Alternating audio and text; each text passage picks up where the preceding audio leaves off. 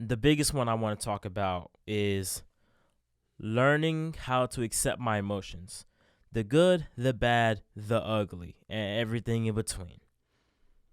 What do I mean by accepting your emotions or embracing your emotions is what I like to say. Fighting a bad experience means you suffer twice from it. What do I mean by that? You go through some shit that is out of your control. You had no control over something that happened. You're dwelling on it, you're stressing about it, you're getting depressed from it. You're putting yourself through that thing twice because it legitimately happened, and then you're doubling down on it by making it worse in your head. And it's something you can't control. So why are you making it worse in your head? Rather than trying to make it depends, but try to make light of a certain situation or try to get over a certain situation or try to use a situation as a learning experience to grow from. But instead, you're just dwelling on the past. You're dwelling on what happened where it probably wasn't even your fault at all. So why are you tripping? You're suffering twice from what's going on, from the situation at hand. That's a big thing nowadays when it comes to people being overly stressed and overly depressed. You put yourself through the shit twice. We talked about it on episode 4. I talked about it with Tyranny. We talked about it. You're putting yourself through that shit twice. What's the point? What's the point? If you can't do anything about it, what's the point? Literally, let it go. I'll give y'all an example of what I mean by embracing your emotions. I said this in, I think, episode 2. You're not always going to be happy. You're not always going to be feeling good. You're not always going to be at your best. You're not always going to want to do certain things. You're not always going to want to go to the gym. You're not always going to want to go to class. You're not always going to want to clock in at work.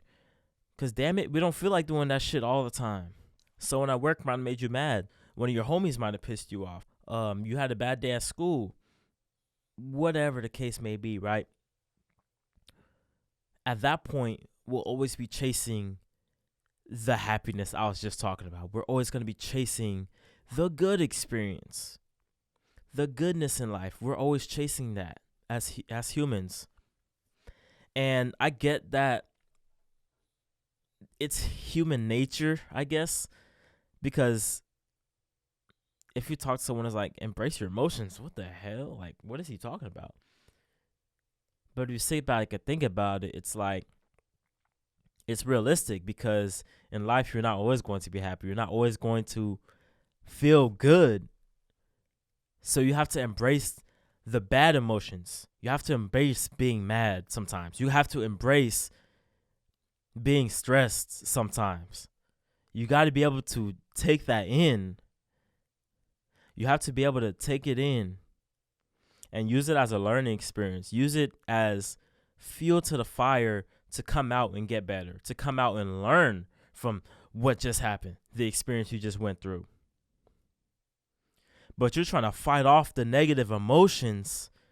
Like I said, you're making everything worse. You're chasing a good experience at that point.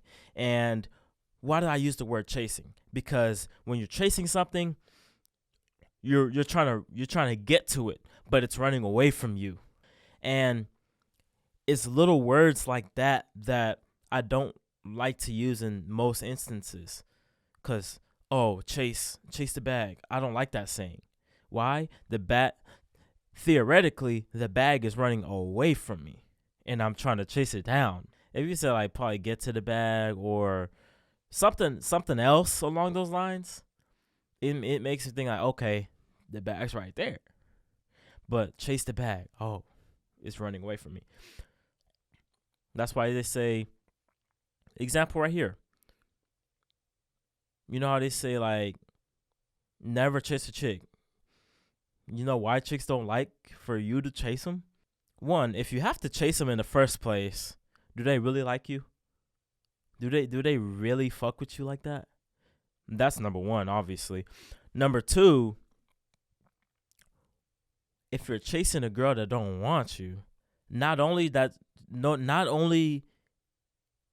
she doesn't want you because of whatever reason. She doesn't think you're attractive. She doesn't think you're him, or whatever the case may be as to the reason why she doesn't like you in the first place. You're giving her more of a reason not to like you because you're telling her that I lack self-worth. I lack self-respect. She's like, oh, this guy's chasing me. Like, I already told him I don't want him, but he's still chasing me and doing all this. He probably doesn't respect himself. He probably doesn't talk to any other girls. That's what they're probably thinking in their head. So you chasing them actually gives them a reason. You chasing them and trying to convince them to like you is giving them more of a reason not to like you, on top of the reason why they already don't like you in the first place. Now, if you pull back and you're like, okay, I'll go over here, or you turn your mind frame in a different direction, you don't talk to her, you don't see her, blah, blah, blah, or try to talk to her, blah, blah, blah. In some cases, she'll be like, I wonder why he doesn't talk to me no more. Which, it should be obvious. You turn him down, so why would he talk to you? But they're going to think that in their head is like, why doesn't he talk to me no more? Why didn't he say hi at least anymore? Guess what? She'll try to see what's up with you at that point. That's just an example. If you're able to accept a bad experience, if you're able to accept the tough moments in life,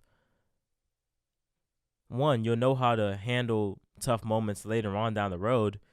But two, you're able to use those bad experiences and those tough moments in your life as a learning lesson and as fuel to the fire to get even better as a person.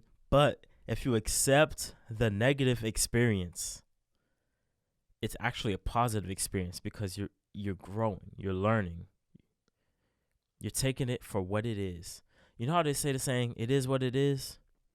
This is legit. Like, have the mindset of it is what it is and tell me how your life pans out.